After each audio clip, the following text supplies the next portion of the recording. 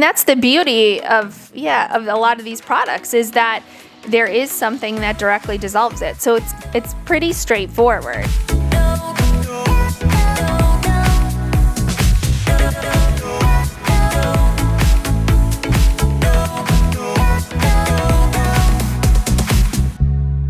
Hi everyone, welcome to Lipstick and Lipo, your unfiltered guide to plastic surgery. I am one of your hosts, Dr. Ashley Malfi. I'm a board-certified plastic surgeon up in Rochester, New York, and I'm joined by my friend, Dr. Smita Ramanathan, who's also board-certified plastic surgeon in New Jersey. Hi, Smita. Hi, guys. Hi, Ash. How are you? Hi. I'm so good. Loving this topic. I'm sure you guys are learning a lot about fillers and Botox. And I mean, one of the new hot topics that you're hearing a lot about, and I feel like you didn't hear about this before, is dissolving your filler. Should you dissolve your filler?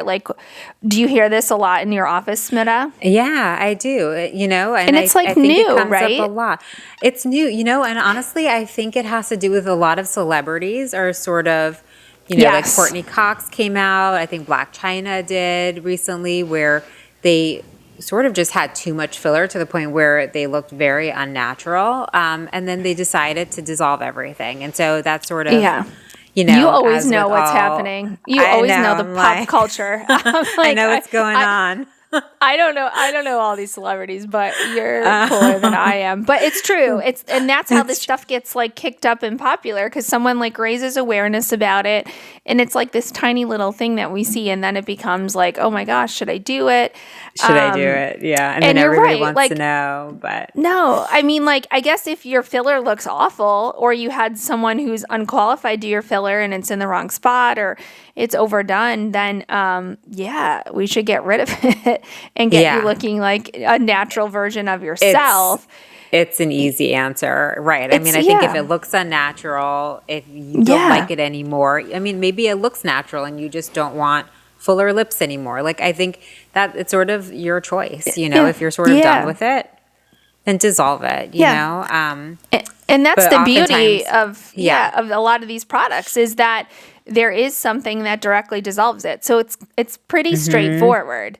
I would say the downside to it, though, is that the hyaluronidase just dissolves hyaluronic acid, which is what most fillers are made of. So not all fillers are reversible, but most.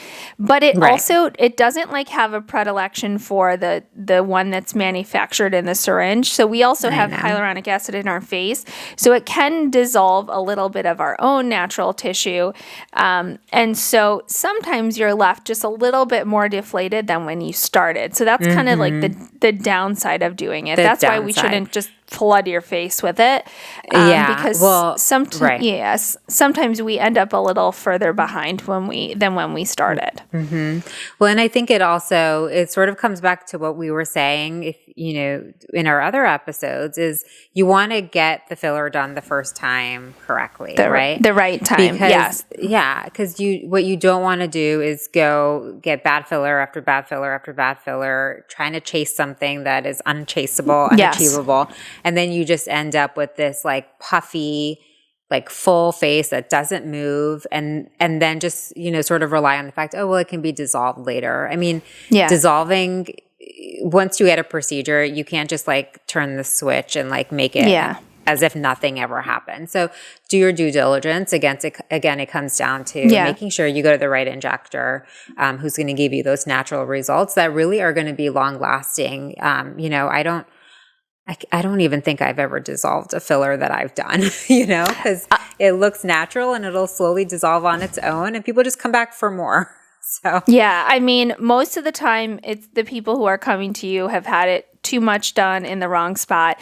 I will say that sometimes you do see people whose filler turns into a little firm area that you can feel, kind of like a pea, and you don't necessarily always see it, but you can feel it under the skin, and it can get kind of inflamed.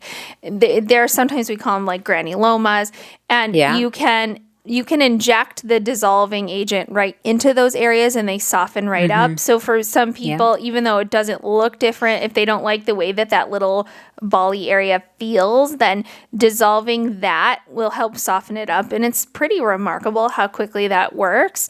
So if there's something that you feel that's just driving you crazy, in a small, teeny tiny little localized area, that's a very reasonable thing to do.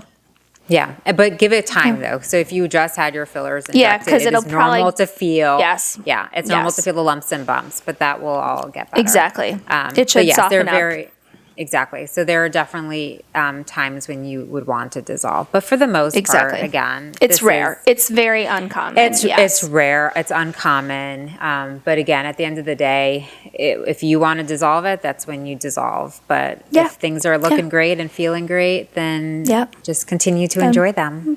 Yeah, enjoy it. Don't stress about it. But now you know. Now you know what's possible. Exactly.